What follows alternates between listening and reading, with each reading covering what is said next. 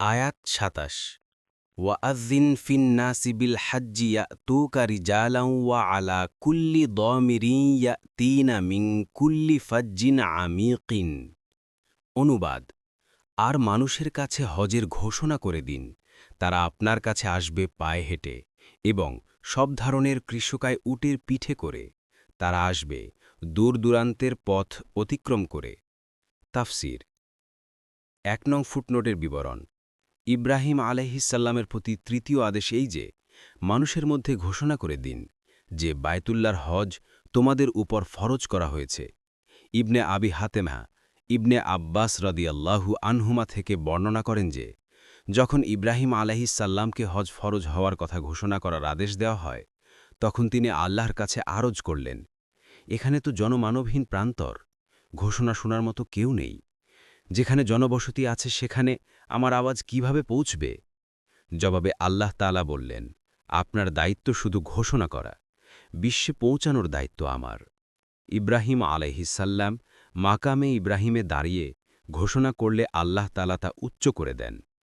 কোনো বর্ণনায় আছে তিনি আবু কুবিস পাহাড়ে আরোহণ করে 2 কানে আঙ্গুলি রেখে ডানে বামে এবং পূর্ব পশ্চিমে মুখ করে বললেন, লোক সকল, তোমাদের পালনকর্তা গৃহ নির্মাণ করেছেন এবং তোমাদের উপর এ গৃহের হজ ফরজ করেছেন।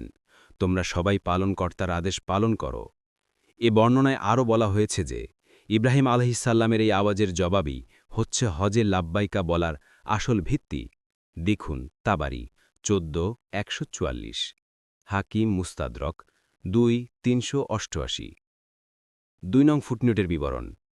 এই আয়াতে সেই প্রতিক্রিয়া বর্ণনা করা হয়েছে যা ইব্রাহিম আলাইহিসসালামের ঘোষণাকে সব মানবমণ্ডলীর কাছে পৌঁছানোর কারণে কিয়ামত পর্যন্তের জন্য কায়েম হয়ে গেছে।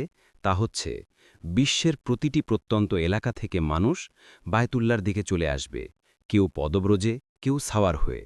যারা সাওয়ার হয়ে আসবে তারাও দূর দূরান্ত দেশ থেকে আগমন করবে, ফলে তাদের সাওয়ারির জন্তুগুলো কৃষকায় হয়ে যাবে।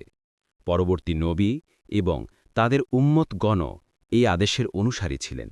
ঈসা আলাইহিসসালামের পর যে সুদীর্ঘ জাহিলিয়াতের যুগ অতিবাহিত হয়েছে, তাতেও আরবরা মূর্তি পূজায় লিপ্ত থাকা সত্ত্বেও হজের বিধান তেমনিভাবে পালন করেছিল যেমন ইব্রাহিম আলাইহিসসালাম থেকে বর্ণিত ছিল।